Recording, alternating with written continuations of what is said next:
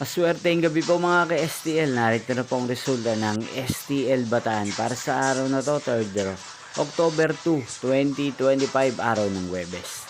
Naway mga natayayan niyo po mga numero kanina ay manalo nawa ngayong gabing ito, 8 PM. Kaya kunin niyo na po ang inyong mga ticket. Narito na po ang resulta. Ang mga numerong nanalo sa STL Bataan ngayong gabing ito, October 2, 2025.